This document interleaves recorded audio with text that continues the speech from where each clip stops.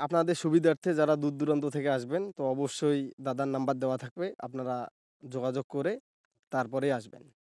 এখন সেটা হলে আমার ভালো হয়। তারা যদি আমার সাথে ফোনে যোগাযোগ করি, যদি আসে তাহলে আমি যেদিন দিতে পাবো, তাহলে হয়তোবা হ্যাঁ, তারা হয়তোবা আশাহত হবে না। আমার অনুভূতি খুবই ভালো। তো ব্যর্থহীন কণ্ঠে আমাকে বলতে হচ্ছে কি যে আমি সবাইকে রস দিতে পারতেছি না। শীত তো এসেই পড়লো। শীতের সকালে চারিদিকে কুয়াশা। ঠিক ওই সময়টা খেজুরের রস খাইতে কার না ভালো লাগে। হ্যাঁ বন্ধুরা, আজকে আমি আপনাদের নিয়ে যাচ্ছি আমাদের রংপুর জেলার বিখ্যাত একটা খেজুর বাগান। তো অবশ্যই এই জায়গাটা যে যে আসছিলেন কমেন্ট করে জানাবেন।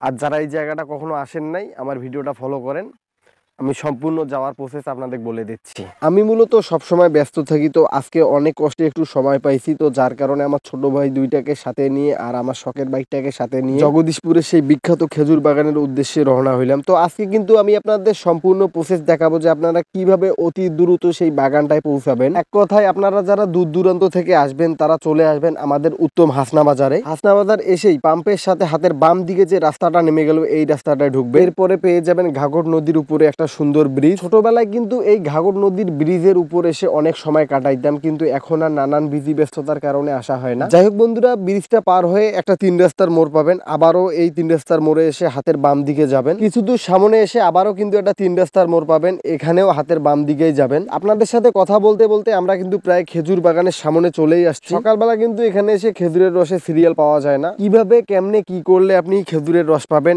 আমি ইনশাআল্লাহ সম্পূর্ণ প্রসেসটা আপনাদের মাঝে শেয়ার করব। আপনারা সম্পূর্ণ ভিডিওটা দেখতে থাকুন। এই জায়গাটা মূলত আমার বাসার পশ্চিম পাশে পড়ে। আমার বাসা এবং এই সুন্দর বাগানটাকে ভাগ করছে আমাদের ঘাঘর নদী, মানে এর মাছ দিয়ে বয়ে গেছে ঘাঘর নদী। সত্যি এই খেজুর বাগানটা আসলে কিন্তু আমাদের অনেক পুরনো স্মৃতি মনে পড়ে যায়।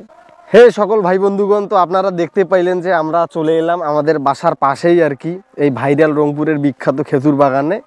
তো এখানে আসলাম, দেখি একটু খেজুর বাগানটা আপনাদের ঘুরাই ফেরাই দেখাই, আর দেখি খেজুরের রস খুঁজবো, যদি একান্ত পাই তাহলে খাওয়া হবে।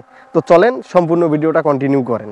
এই খেজুর গাছের নিচ দিয়ে থাকা রাস্তাটা দিয়ে হাঁটার সময় সত্যি মনে পড়ে গেল সেই পুরনো দিনের স্মৃতি। কতই না সময় কাটাইছি এই জায়গাগুলোতে। এখন মূলত নানান কাজে বিধি ব্যস্ততা থাকার কারণে তেমন ভাবে আর আসা হয় না আমাদের এই সেই বিখ্যাত খেজুর বাগানে। আমরা মূলত যেই সময়টা খেজুর বাগানে আসি তো এসেই দেখতেছি এখানে খেজুরের রসের জন্য গাছ কাটতেছে।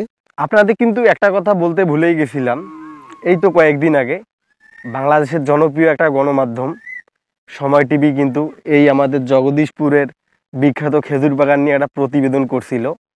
তো এই প্রতিবেদনে কিন্তু আরও ব্যাপক ভাইরাল হয়েছে, এই জায়গাটা আরও জনপ্রিয় হয়েছে, দূর দূরান্ত থেকে অনেক লোকজন আসতেছে। এই বাগানের ব্যাপারে মদন মোহন দাদার মুখে কিছু শোনা যাক। এখন আমরা কথা বলবো এই খেজুর বাগানটা যার দায়িত্বে মদন মোহন দাদার সাথে, যিনি কিনা বর্তমানে খেজুরের রস বিক্রি করতে করতে রসমোহন দাদা নামে পরিচিত হয়েছে। তো দাদা, এই যে সময় টিভির প্রতিবেদনটার পরে যে আমাদের এই জগদীশপুরের এই বিখ্যাত খেজুর বাগানটা মানে চতুর্দিকে ভাইরাল হয়ে গেছে, সেই হিসাবে আপনার মানে মত কি? আমার মত খুবই ভালো। হ্যাঁ, খুবই ভালো। এই একটা কৃষি এমন এটা অবহেলিত আমাদের উত্তরবঙ্গে। হ্যাঁ, সেই অবহেলিতর মধ্যে ছাইয়ের মধ্যে যে রত্ন লুকিয়ে আছে, এখানে এত ভালো মনের মানুষ যে ছুটে আসে, এত যে চাওয়া পাওয়া ছিল, সেটা এই বাগান করে আমি বুঝতে পারতেছি। সকাল সকালে এই সুন্দর সকালটা এত গণকাকলিতে মুখরিত হয় আমার এই পরিসর, যেটা আমি মুগ্ধ হয়ে যাই। আজকে জগদীশপুর যেন পরিপূর্ণতা লাভ করলো, এমন কিছু অনুভূতিতে আমার আসে। দাদা প্রতিদিন সকালবেলা যেরকম লোকজনের ভিড় দেখি তো মনে হয় অনেক দূর দূরান্ত থেকে লোকজন আসে, তো আপনার অনুভূতিটা কেমন তাতে? আমার অনুভূতি খুবই ভালো। তো ব্যর্থহীন কণ্ঠে আমাকে বলতে হচ্ছে কি যে আমি সবাইকে রস দিতে পারতেছি না। রসের আমার একটু সংকুলন শর্ট হচ্ছে। তা সেই কারণে আমি একটু কষ্ট পাই যে আশা নিয়ে আসি, আশাহত করা এই যেন আমার একটা বিরাট পরাজয়। হ্যাঁ। তো দাদা, আমি এই ভিডিওটাতে সবাইকে আপনার নাম্বারটা দেওয়ার আমি চেষ্টা করব। যারা দূর দূরান্ত থেকে আসবে এখানে তারা আগে থেকে আপনার সাথে যোগাযোগ করবে, তাতে আর হতাশ হতে হবে না তাদের। আচ্ছা। তাতে কি বলেন আপনি? এখন সেটা হলে আমার ভালো হয়। তারা যদি আমার সাথে ফোনে যোগাযোগ করি, যদি আসে তাহলে আমি যেদিন দিতে পাবো, তাহলে হয়তোবা হ্যাঁ, তারা হয়তো আশাহত হবে না। তাহলেই ভালো হবে। হ্যাঁ, তাহলে আমার কষ্টটা একটু কম হবে। আর আপনাদের সুবিধার্থে যারা দূর দূরান্ত থেকে আসবেন তো অবশ্যই দাদার নাম্বার দেওয়া থাকবে, আপনারা যোগাযোগ করে তারপরে আসবেন।